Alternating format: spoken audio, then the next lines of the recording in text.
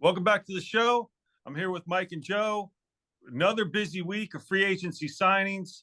Washington signed 12 people this week, 9 re-signed from last year's roster, 3 new people, and the big news of redoing Deebo Samuel's contract.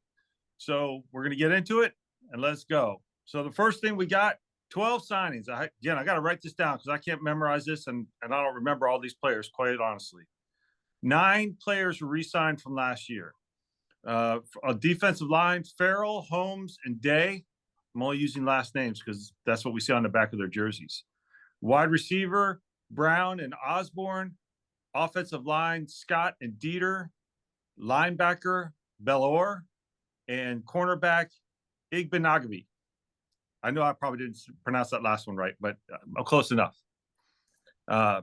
The former number 1, since he's not wearing number 1 this year. And then the 3 new signings were Nate Harbig, he's a guard, Foster Sorrell, who's a tackle, and Jacob Martin, who's a defensive end.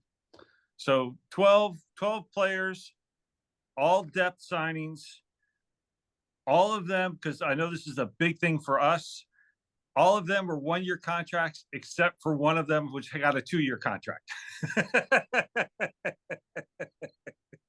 Which is long-term around here. And I wish I had a prize because I'd let you guys guess to see who was the player who got the 2-year deal and see if you could guess that. But I don't have anything to give away, and you guys probably don't know. But that's right. It was Nick Bellor. He's the linebacker. He's been in the league for like 10 years or something, and he plays special teams. That's what I was going to guess. Yeah. I mean, I know I just cut you off. That's all. So any thoughts in general on any of those players, especially the players coming back? I mean, I know they're depth pieces, but Mike, what do you think? I mean, is there anybody in there where you say, okay, I'm glad he's coming back, or like I don't even know who these guys are, so cool as long as they know what's going on?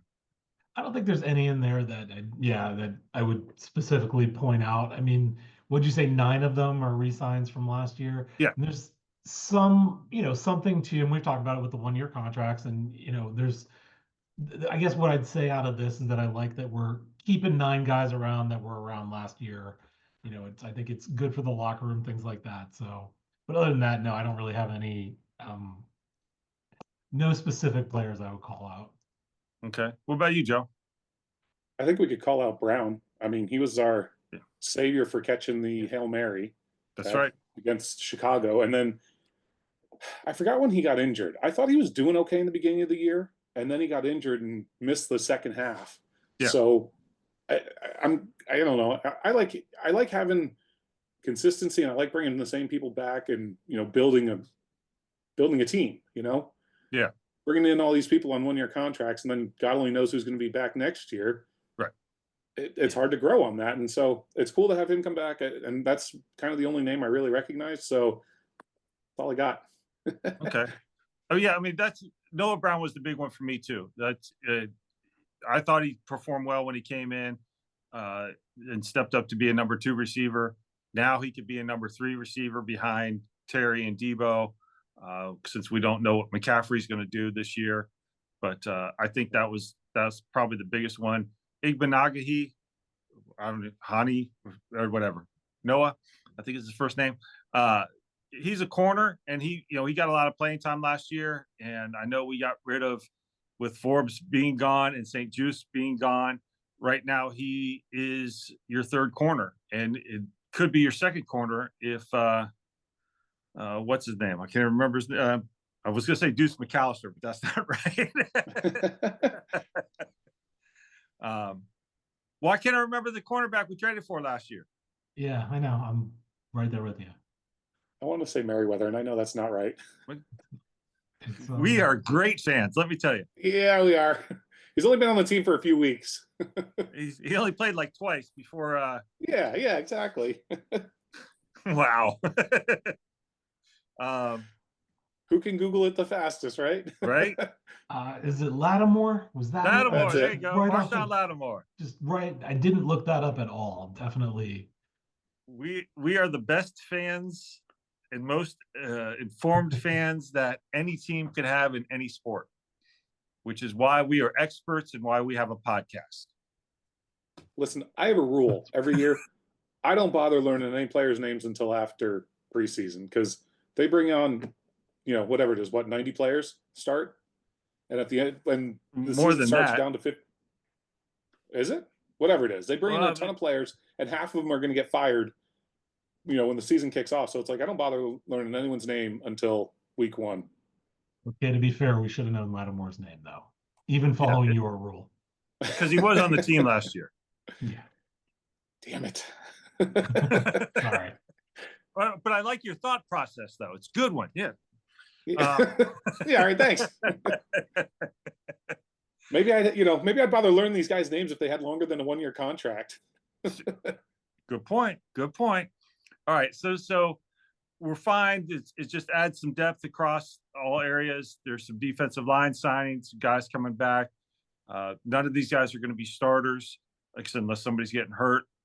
Some offensive line depth, maybe that encourages some competition. But we talked a little bit about the offensive line last week with how we think it might line up with Tunsil coming in. So, but you can never have too many good offensive linemen. We know that because you're going to have your injuries there. So, so the other big news then I think for this week was they redid Deebo Samuel's contract, and I fully admit that when they announced this news, I sat back and said, WTF.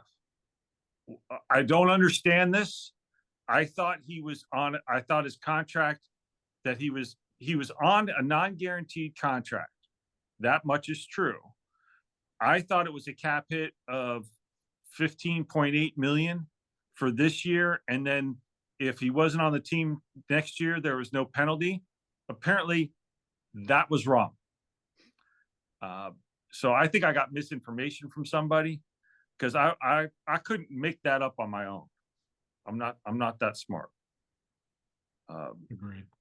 Thank you. Appreciate that. Apparently what his contract was, it was something where he had his cap hit for this year was just under $6 million. And if they cut him before next year, they would have had a $12 million cap hit, a dead cap hit. I guess that's left over from a bonus. But what they did is they went ahead and they guaranteed him a contract this year. I think it was for $17.5 million. With incentives, he could make $20 million. But now, if he's not on the team next year, there's no penalty, there's no cap hit or anything like that. So now it's true. Now it really is a 1-year deal with nothing on the backside of it. And now he's got a show me contract, so he can perform. And if he performs, he gets a contract. If he doesn't perform, then he's gone after a year, and we never hear about him again.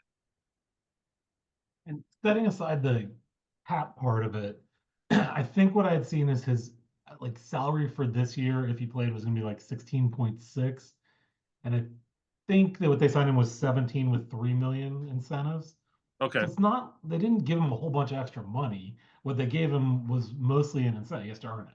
So yeah, it's the big thing is not so much how much money he's getting. You're right, Mike. It's more of how it affects the cap for Washington next year. They can absorb that difference this year because they have so much cap space. And we know it's not like they were going to use up all their cap space this year. But now they don't have to worry about a big dead cap hit next season if he's not here. I think that's the biggest thing out of it. At least that's what Twitter told me. So the internet is always right. So yeah. But I wanted to kind of going off these signings. Nikki Javala, who covers the team for the Washington Post, she had a tweet yesterday, and I just thought this was interesting. She says Washington has signed 28 players, signed or traded for 28 players this month. Think about that for a second. 28 players in a month. I realize some of these people are coming back, but still. The average age in week 1 will be just under 30 years old. 6 will be under the age of 28. Here's our favorite stat. 23 of them signed 1-year deals or have 1 year left on their current deal because from trading. 7 are D linemen. That's the most of any one position. 18 were on the team last year. So, Mike, to your point, 18 players of those 28, obviously more than half familiarity. Some of the players they're bringing in, actually, I think I might have missed a player. I think I missed the last wide receiver. Who they signed today from Dallas, a wide receiver that played for Dallas. What's his name? Michael Gallup. He was the signing today. He played in Dallas last year. I think I think he took last year off. He had a 1-year retirement.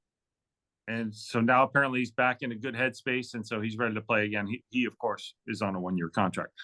But there's the familiarity with Coach Quinn since he played in Dallas.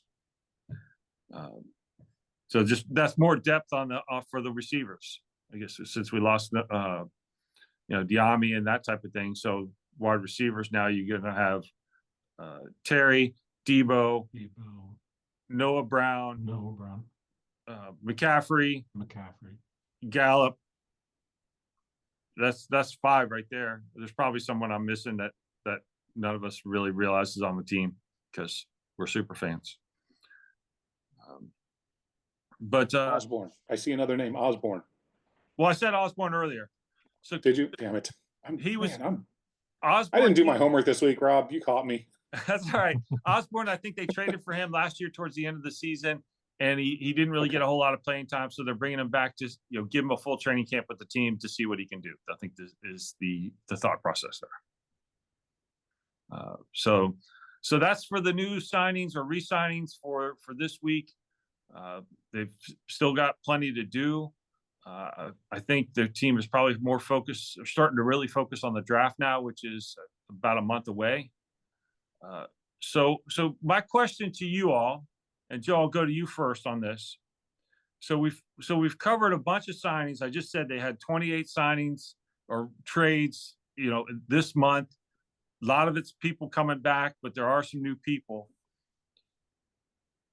Where do you think the focus should be for the draft? And I'm not necessarily talking about what a particular player they should draft, but is there a position that you're focused on that you hope they really need to improve on, or what area do you think or hope that they would improve on in the draft, knowing that there's a second wave of free agency after that type of thing? That's a great question. I mean, you look at I think at the end of last season, we had some 28 to 30 players that we were losing they were free agents at the end of the season. So it looks like we've basically filled all those voids. And every time that we lost someone who we would be concerned about, cornerbacks, they brought someone else in. So it's like they really are replacing everyone that we need. So now the question is, where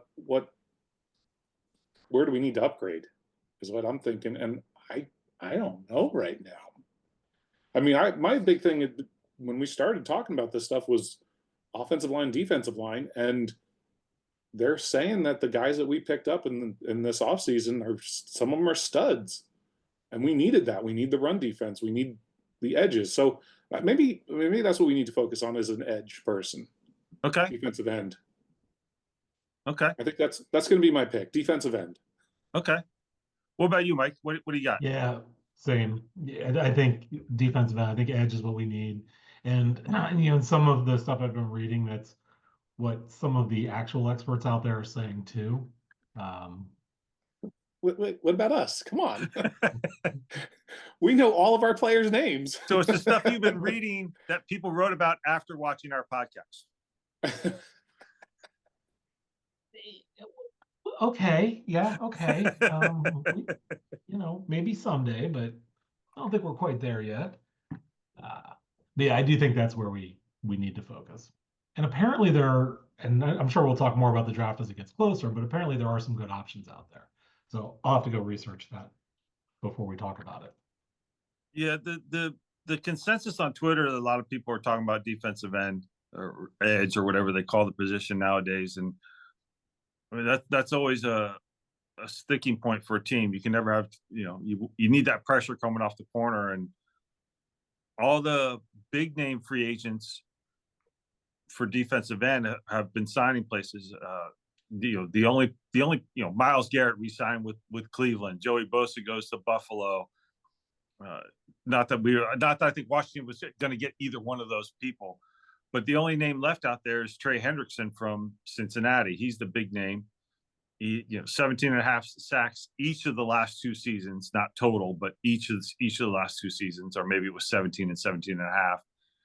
And there was talk that, he's was given permission to seek a trade, and no one thought they could keep him, but Cincinnati pulled a rabbit out of their hat and re-signed Chase and what's the other guy, Higgins, to contracts, which brings down their cap hit for this year, which means they probably have cap space to sign Hendrickson now if they wanted to, at least. But he's under contract right now, right?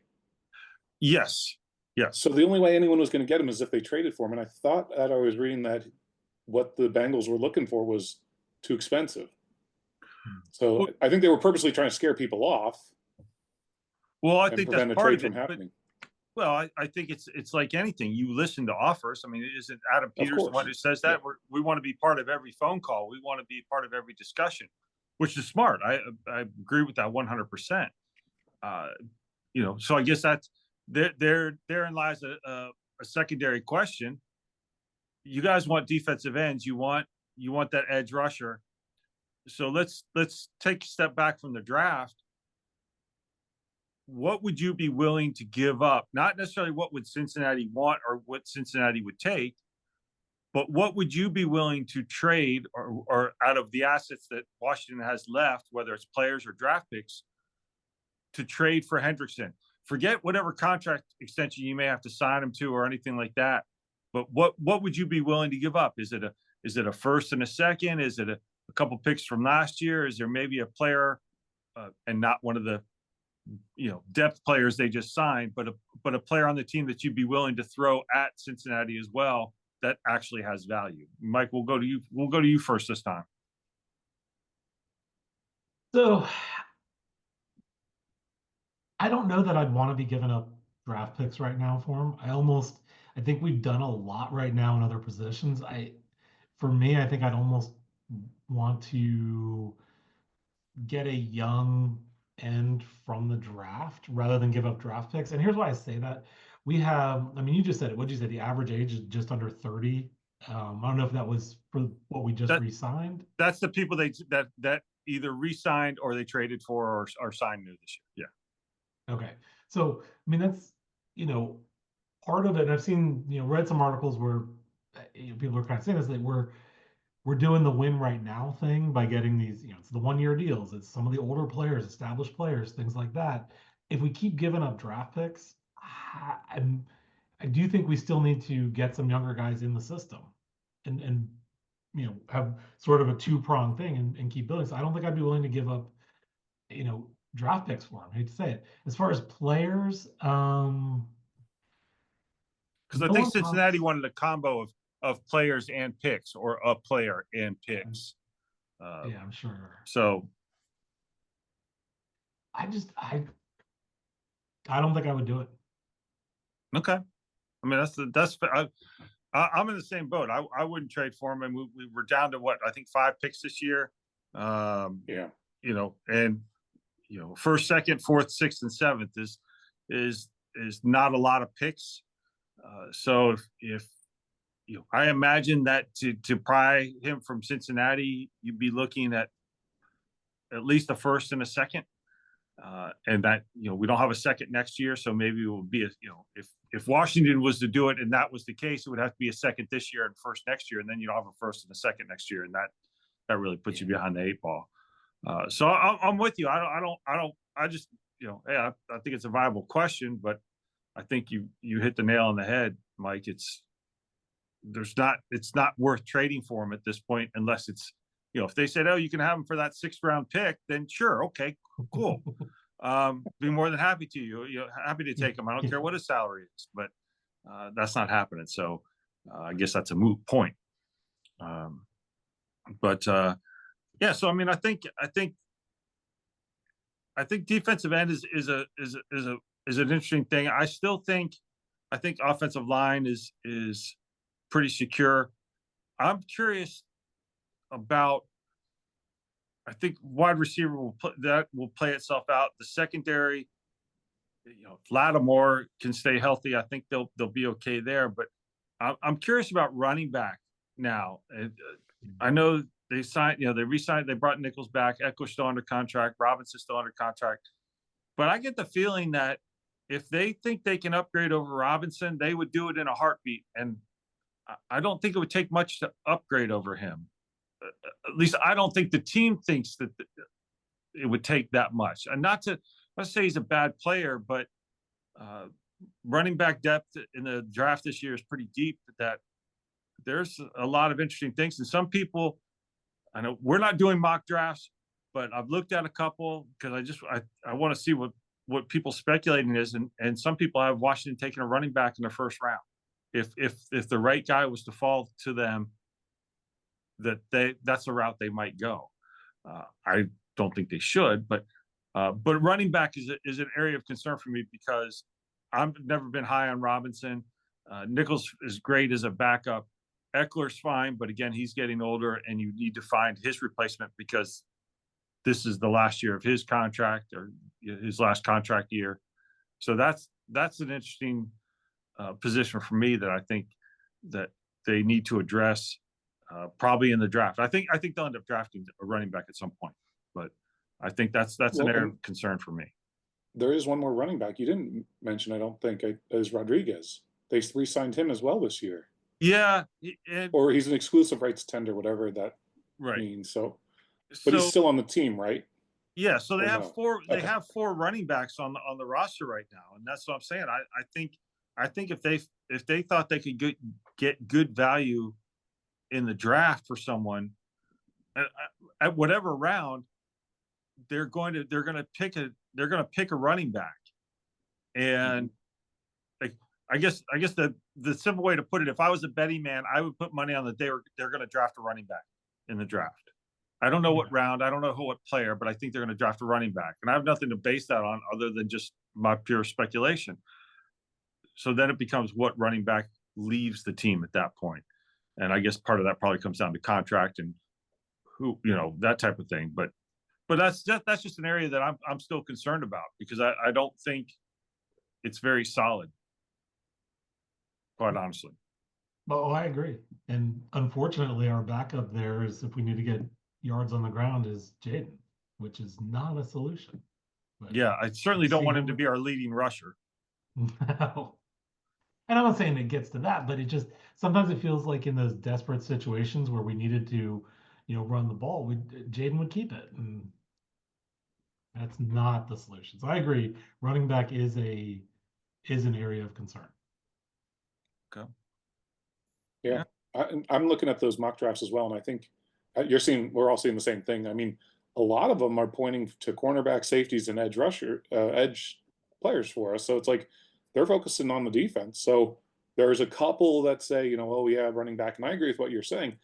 We have 4 running backs, and none of them seem like great starters. Like if Robinson plays as well as he did in the first half of the season last year, I think he's fine.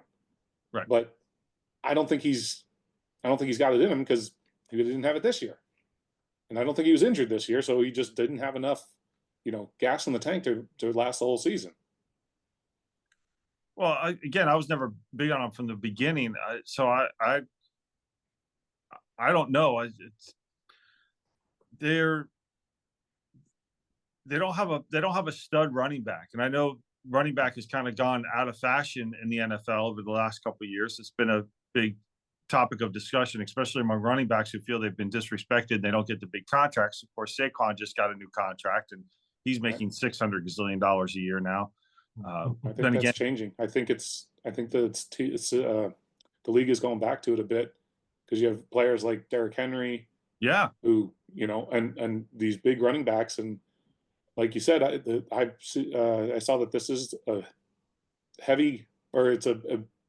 big class of running backs this year coming into the draft. So there should be someone that we should be able to pick up that can do what we need. Yeah.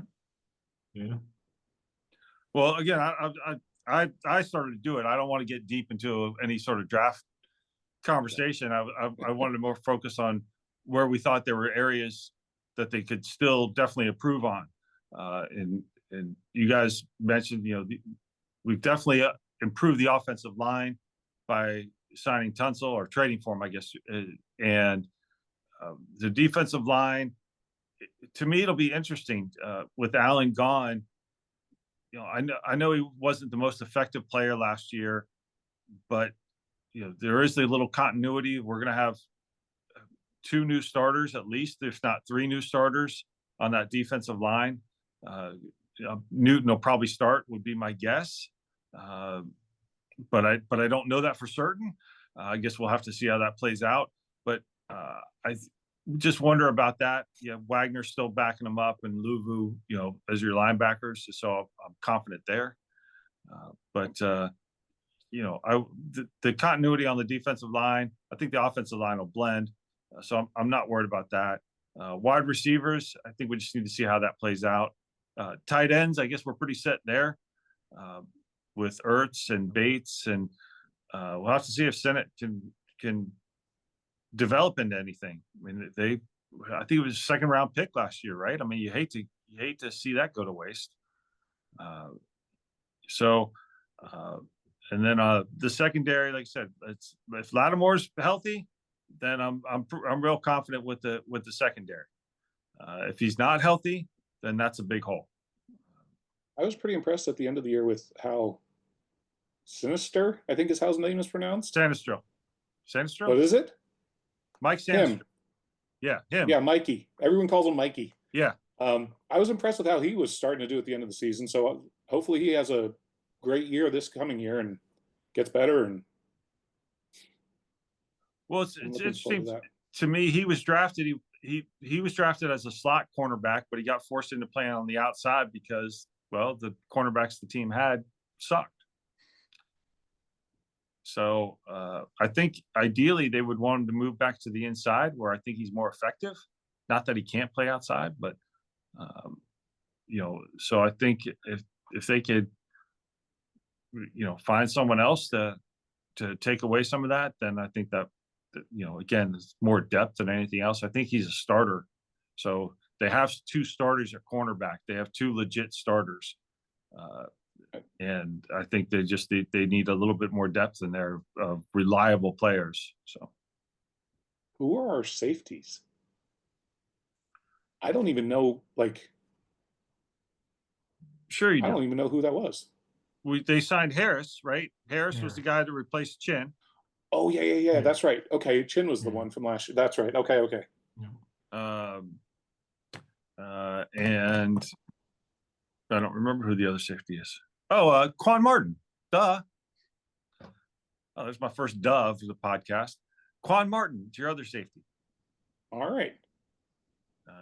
And I think he's a good player. He was drafted. He was a 2nd round pick behind Forbes. And it was one of those things where you're like, oh, okay, well, your 1st round pick's not panning out, but at least you got a good player with your 2nd round pick. So okay, cool, 50-50. I guess we'll take it.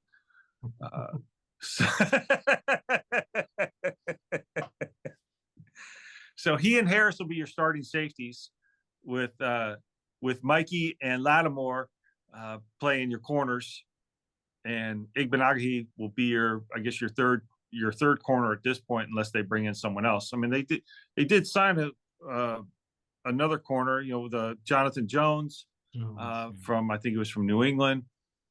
So I think there'll be an open competition for that 3rd and 4th cornerback spot, but they have players who can play it.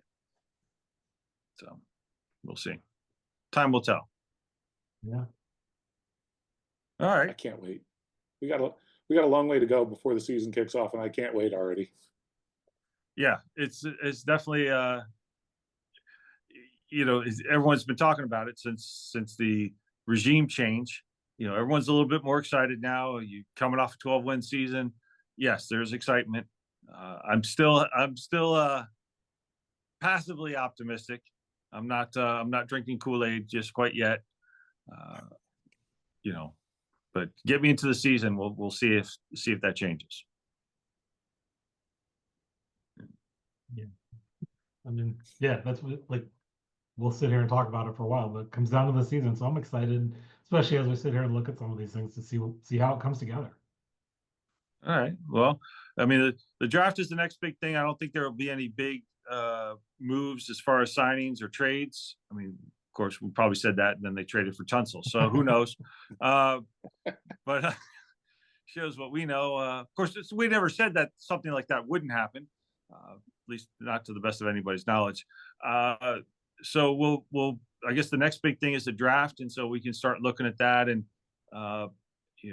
talking about how they might approach the draft this year, and maybe go a little more in depth of what we think or what we hope they might get from it, the type of players or positions that we want to focus on. But again, we're not going to go down the mock draft thing. I've never been a fan of those, so we won't touch that. But might talk about some players that you wouldn't mind if the team drafted, if there's anybody out there that you think about. But that's for another topic for another show. Yeah. So, well, unless you all have anything you want to add, I think we're at a good stopping point, and we call it a show. I'll just say, totally unrelated to football, the Caps did clinch their playoffs slot tonight. Okay. And Obi scored a goal, so he's got 7 to go for the record. 7 to go for the record. All right. Not breaking it in LA because they already played out here, so I won't get to see the game. Yeah, sorry. Yeah, these things happen. All right. So until the next episode of this wonderful podcast, we appreciate you tuning in. We appreciate you finding us and subscribing and liking the videos because we're doing it for you, of course. So until the next show, hail. Hail.